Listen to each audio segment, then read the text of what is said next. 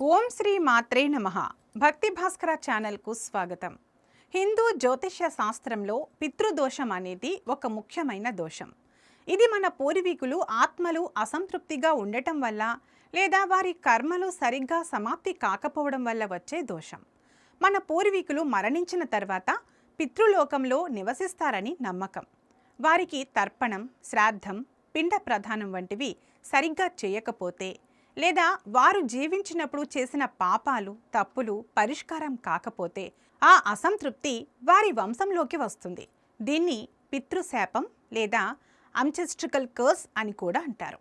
ఇది కేవలం ఒక వ్యక్తికి మాత్రమే కాదు, తరతరాలుగా వంశంలో కొనసాగుతుంది. జ్యోతిషంలో ఇది జాతకంలోని గ్రహస్థితుల ద్వారా కనిపిస్తుంది. పితృదోషం ఎలా వస్తుంది? పితృదోషం 3 ప్రధాన కారణాల వల్ల వస్తుంది. జాతకంలో గ్రహాల స్థితి వల్ల సూర్యుడు రాహు లేదా కేతువుతో కలిసి ఉండటం, చంద్రుడు, సూర్యుడు, రాహు లేదా కేతువు ఒకే ఇంట్లో ఉండటం, పితృస్థానంలో రాహు, కేతు, శని వంటి దుష్టగ్రహాలు ఉండటం, గురుచండాలు, యోగం లాంటివి కూడా పితృదోషానికి దారితీస్తాయి. ఇలాంటి కాంబినేషన్లు ఉంటే జాతకంలో పితృదోషం ఉందని జ్యోతిషులు చెబుతారు. గతంలో పూర్వీకులు పాపాలు చేసి ఉండటం, అకాల మరణాలు, బ్రహ్మచారిగా మరణం లేదా సంతానం లేకుండా మరణించడం.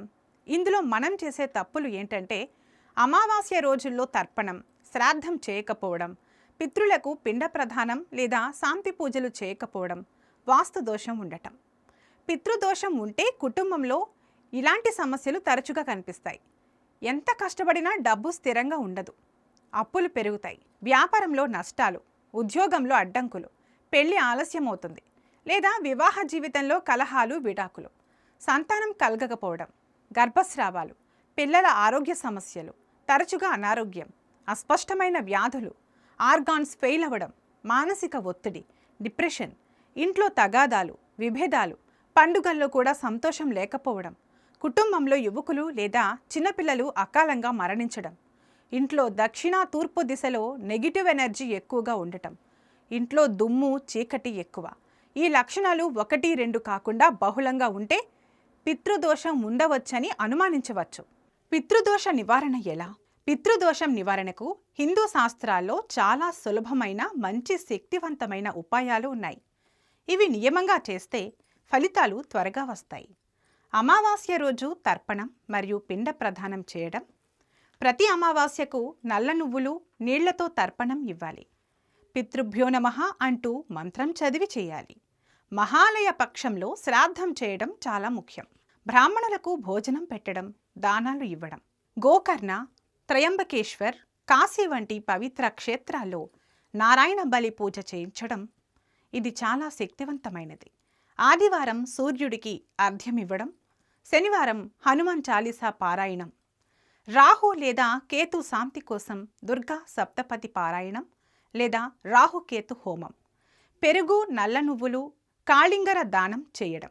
ఇంట్లో దక్షిణ దిశలో పితృదేవతలకు చిన్న ఆల్టార్ పెట్టి దీపం పెట్టడం.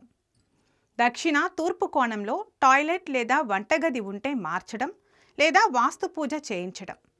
గాయత్రి మంత్రం లేదా మహామృత్యుంజయ మంత్రం జపం. ఓం పితృభ్యో నమః 108 సార్లు జపించడం. పితృదోషం అనేది భయపడాల్సిన విషయం కాదు. ఇది మన పూర్వీకుల పట్ల మన బాధ్యతను గుర్తు చేసే సంకేతం మాత్రమే.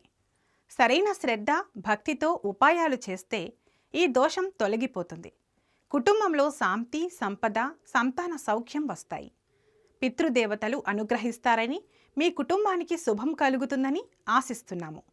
ఈ వీడియో మీకు నచ్చినట్లయితే లైక్ చేయండి, షేర్ చేయండి. ఇలాంటి మరిన్ని వీడియోల కోసం మా ఛానల్ను సబ్స్క్రైబ్ చేసుకోండి. అలాగే బెల్ ఐకాన్ను నొక్కండి. దీనివల్ల మేం చేసే ప్రతి వీడియో నోటిఫికేషన్ రూపంలో మీ వద్దకు చేరుతుంది. ఓం పితృభ్యో నమః.